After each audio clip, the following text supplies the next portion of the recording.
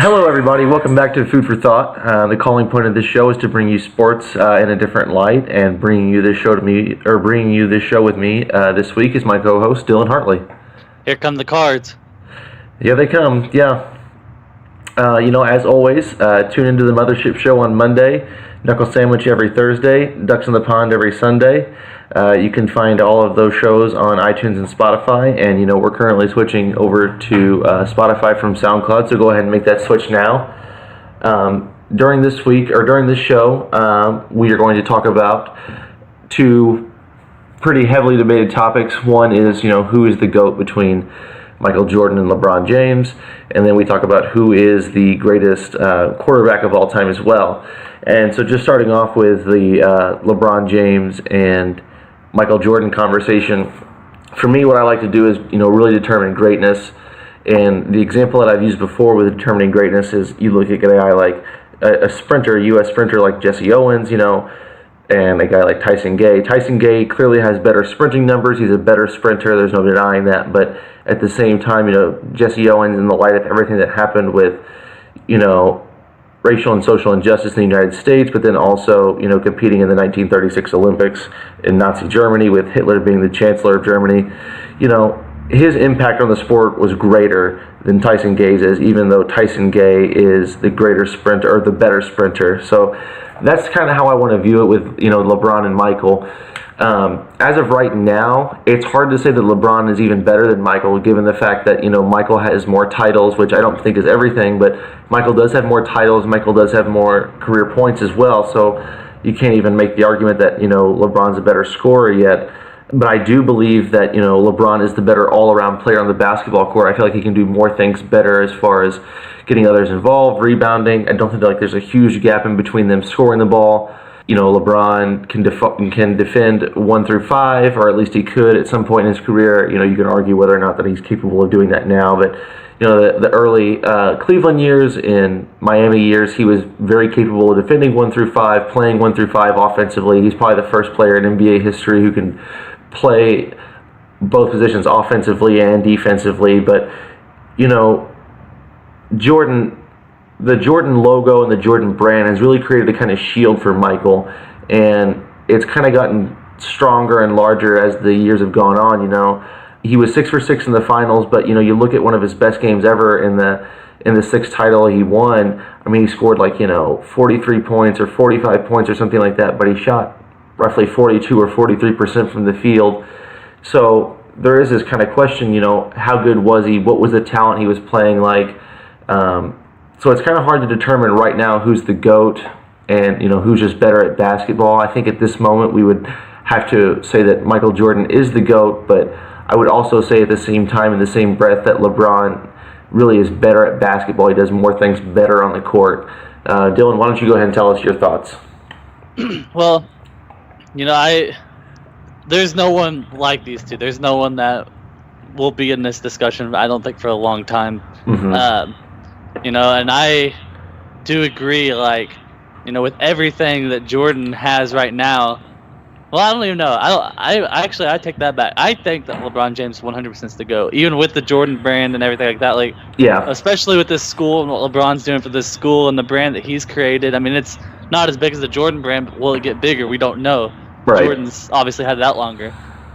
Stat-wise, Michael is 6-0. LeBron is 3-5. 14 to 13 MVPs, Michael. 2 gold medals apiece, and the bronze for LeBron. All-time record. LeBron's got a better win percentage, .668 to .659 for Michael. Michael's got almost 3,000 a little over 3,000 more career points, but LeBron, I think, will surpass that. Right. Rebounds and assists go to LeBron. Mm-hmm. Steals, blocks are the same. Steals go to Michael. Triple doubles go to LeBron. Stat-wise, they're pretty similar. The finals is what people always bring up. Michael's 6-0. LeBron's 3-5. Mm-hmm. I found this a while ago, last year actually, when we were debating on, when we were starting to do articles and everything, and it was a 538 stat. And then this is where, I defend LeBron's legacy. This website, the 538, the title is LeBron's finals record isn't really a disappointment. Mm-hmm. He's played San Antonio, Dallas, Oklahoma City, San Antonio twice, Golden State, 3 straight times? 4 straight times? So This has up to 2016. And this is it's a percent chance to win. What percent chance did LeBron have going into the finals with the team he had versus the team his opponent had going into the finals? Okay. LeBron's chances, he had 3 chances over 50% to win, and one was 51%. His 2007 finals, He had a 13% chance to beat San Antonio with his team that he brought to the finals. This is, if LeBron wasn't on the team, his team versus the other team had a 13% chance to win. Dallas, he had a 63% chance to win, so he definitely choked on that one. Oklahoma City had a 51% chance. The San Antonio in 2013, a 66% chance.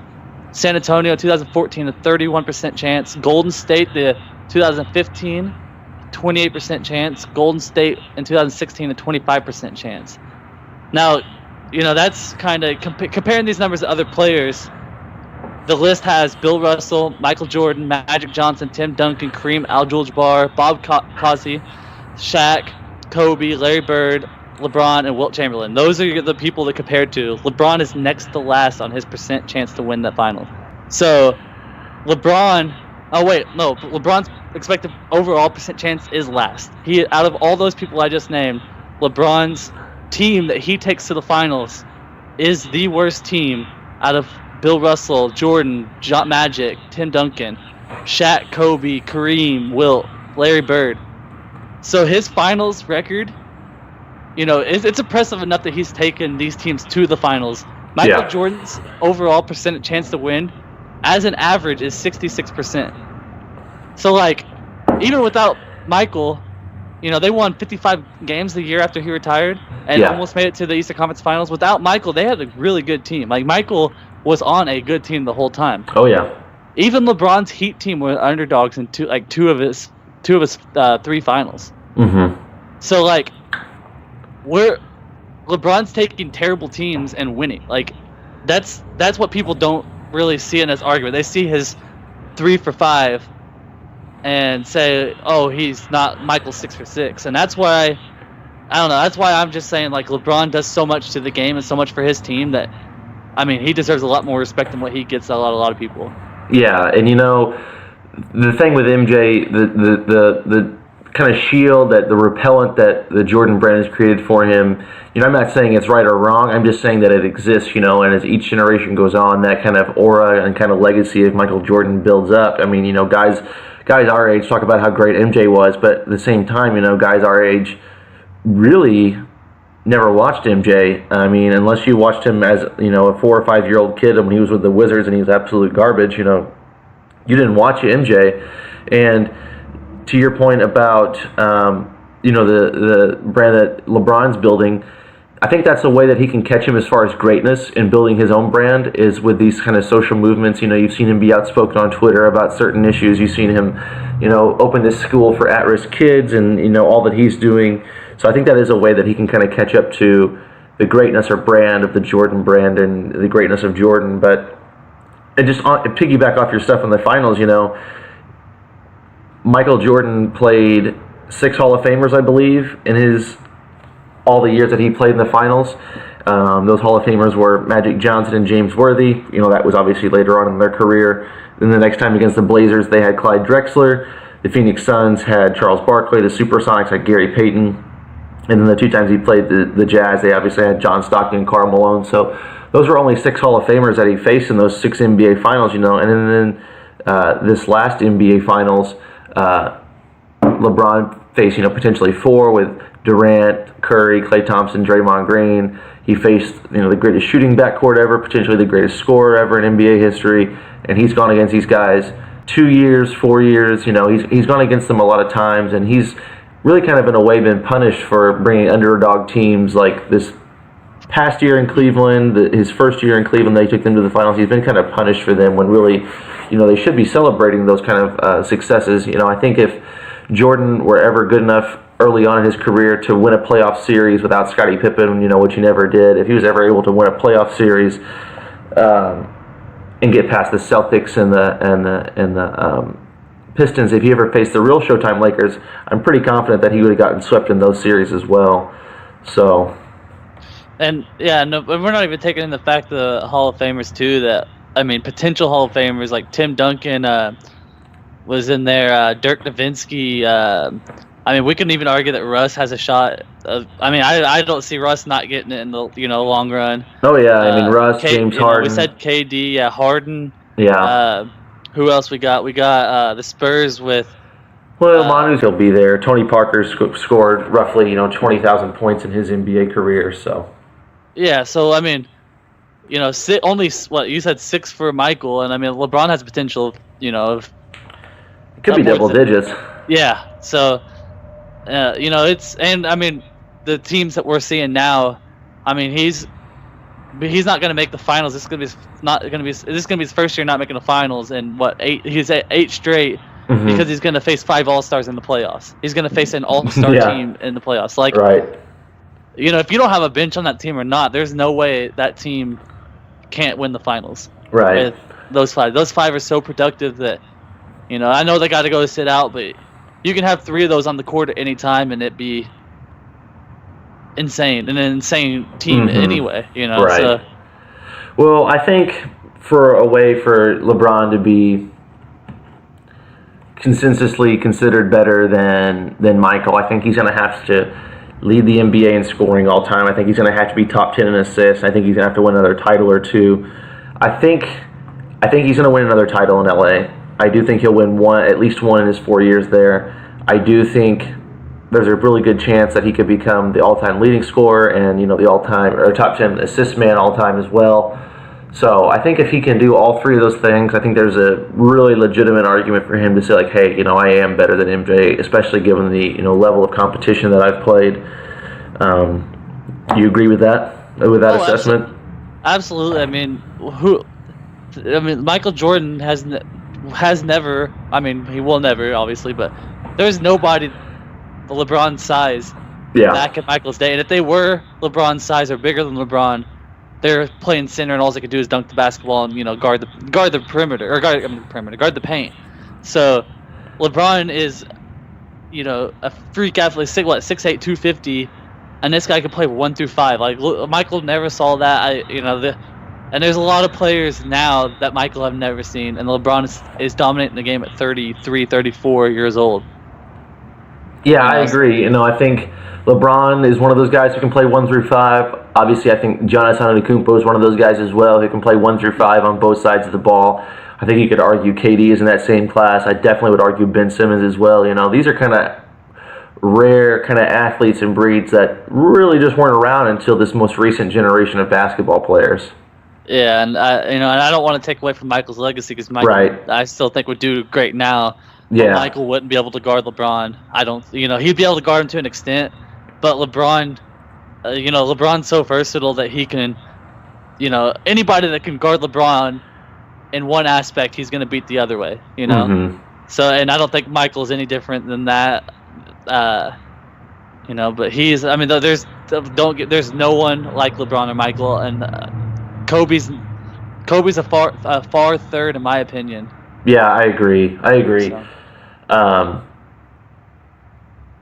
So real quick here, I just have one stat. The last year that the Bulls won the NBA title, they averaged 96 points a game, and then I think it was not this past year, but the year before, the Golden State Warriors averaged 114 or 116 points a game. So it just kind of shows you the level of skill and the pace of play that is being played now. But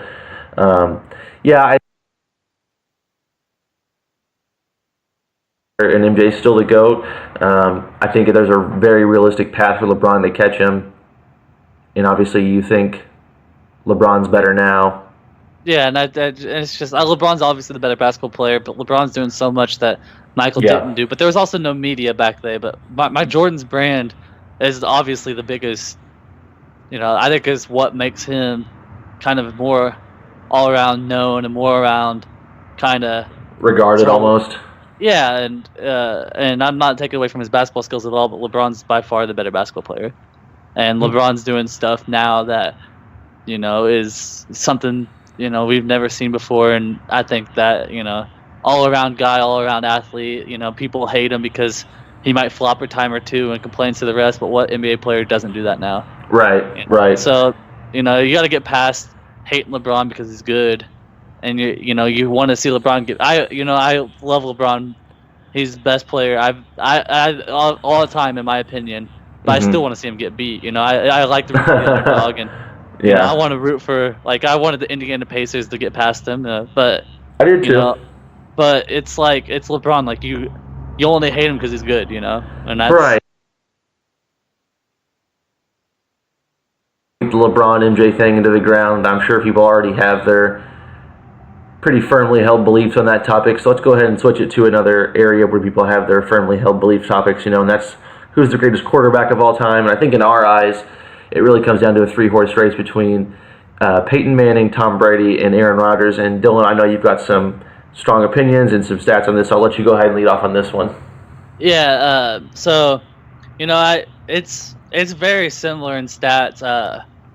Brady's got 16 seasons where it's his 18th year, but he played 16 seasons. Rodgers 10 seasons, and he didn't play 3. And Manning played 18 seasons.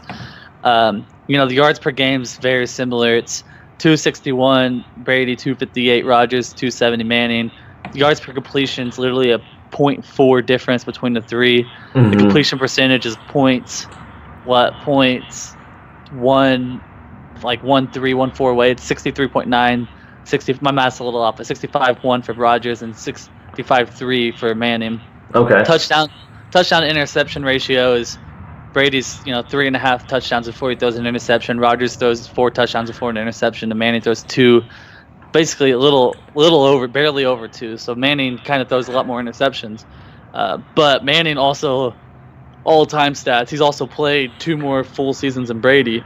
Yeah. All-time stats. He's leading or in the top 3 of almost every category. Yeah. So Manning obviously has the numbers to argue he's the GOAT, but I don't know. It's the way I look at it's I think it's harder to compare these guys that played together than it is to argue between LeBron and Michael, in my opinion. Yep. Manning and Brady are both, to me, they're these game managing quarterbacks. They know how to manage a game well. Brady's got the system to win. Brady's system is all about winning, and Brady's got those 5 rings. And yep. Rodgers got 1, and Manning's got 2, I believe. But which the way I look at it, it's which quarterback do I want under center in their prime? And to me, that's Rodgers. And you're gonna hit on this a little bit too, but the eye test, man. Rodgers is more athletic. Rodgers can make that throw that Brady and Manning can't. Pressure's coming. Rodgers can escape better. Yeah. Brady, Manning are going down with the sack. I don't want Manning's two touchdown to interception ratio, 2-to-1 ratio. I want Rodgers 4-to-1 ratio. It's just Rodgers, in my opinion. Yeah, I think it's another one of those things where you have to determine who's better versus greatness. I think the GOAT debate again is really between Manning and Brady. And again, going back to that Tyson Gay, Jesse Owens kind of scale or lens. I think the 5 Super Bowls in the modern era probably makes Tom Brady greater than those other 2 quarterbacks. But for me, I want Aaron Rodgers. I think the eye test tells you that Aaron Rodgers is the best quarterback ever. When college football started to go to that no-huddle kind of offense, Peyton Manning really kind of pioneered that in the NFL as well. Tony Dungy, realized the kind of computer and how cerebral Peyton Manning was, and so he gave him the freedom to do that. And then, you saw the rest of the NFL kind of catch on, and some of the stuff that Rodgers does now, some of the throws he makes, but, catching 12 guys on the field, getting those kind of free plays, you still don't see guys doing that, and Rodgers has been doing that for 2 or 3 years now. And some of the throws he makes, the way he gets out of the pocket, moves in the pocket, he makes throws and he makes plays that I don't think I've ever seen anybody being able to do. Tom Brady and Peyton Manning didn't have the mobility that Aaron Rodgers does. Sure, they both had the down the field kind of accuracy and precision. But Aaron Rodgers, I've just seen him do it so many times, 60, 70 yards, ball in the air, Hail Mary, win the game. He has a Super Bowl, but, I feel like his years are kind of being wasted in Green Bay. He's surrounded by a horrible franchise. He's surrounded by, really underperforming players, guys who get injured. The market's small. They're not willing to go out and spend on guys. So I really feel bad for Aaron Rodgers. I feel like he's better. I feel like you kind of touched on this last week. I feel like if Aaron Rodgers was in, Indianapolis or Tom Brady, like if he filled in for Peyton or Brady during their prime years, I feel like he's winning more than one Super Bowl. I think he wins more than Brady and Peyton did in their respective teams. Do you kind of agree with that as well? Yeah, I do. You could even put him in a different system than what he was in. Green Bay had all the talent in the world and were awful. But outside of Rodgers, just last year, 2 years ago, the receiver set that's kind of breaking up now is that Nelson, Adams, Cobb group, and even before that, they've always had weapons on offense. But their system's so bad. I thought it was really predictable system, and Rodgers had to pull a lot out of his ass to do something. Right. But you put him in, definitely Tony Dungy's system. You put him in Belichick's system. You put him in something where they just didn't build. I don't think they built right, even with all the weapons. Rodgers was always under pressure. It's just, it sucks because, Rodgers is 13 seasons in, but 10 playing seasons in, and we're never going to see him, I don't think, in that system. He was wanting to be a Packer for life, and, where they're at now, I feel like is still not where they're at to win a Super Bowl, and even if McCarthy's gone tomorrow, it's going to take a second to build a new system up for Rodgers. So you look at the Packers having, 2 Hall of Fame quarterbacks for roughly 2 decades, maybe a little more, and they only pulled 2 Super Bowls out of that. That's, in my mind, that's really underperforming. Oh yeah, and especially the way I build a team, I'm building, like I said, I'm building that quarterback, and I'm building around that quarterback to win. The Packers didn't build around the quarterback to win. They had the quarterback twice and won 2 Super Bowls. That's awful. I honestly, man, far in a better system could be in this discussion. He was a little bit of a gunslinger and got himself in trouble, but he was a hell of a quarterback too. He took the shots, he made the throws, he won as much as he could, just in a bad system again. It's the same. I think it's the same situation, but Brady and Manning were both in systems where they could succeed. Manning succeeded with stat-wise, and Brady Super Bowl-wise, and hell, his stats are pretty good too, but when all you're doing is winning, you're winning somehow.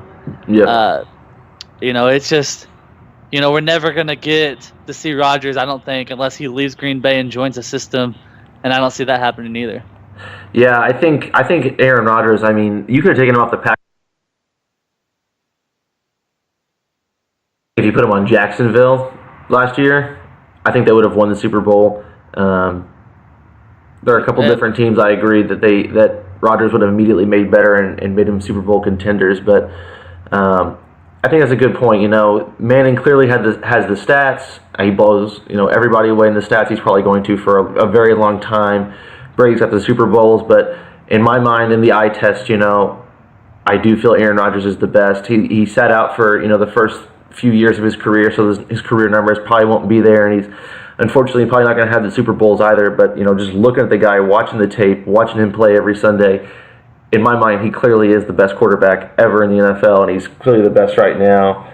And I want to throw out there, not only the best quarterback in the NFL, he might be one of the best players in the NFL. That guy is a freak athlete playing a position that, you don't really see the freak athletes. You see, Peyton Manning succeeded and can't run under a 5.40, I don't think. Most of his career couldn't break, 5 seconds in 40.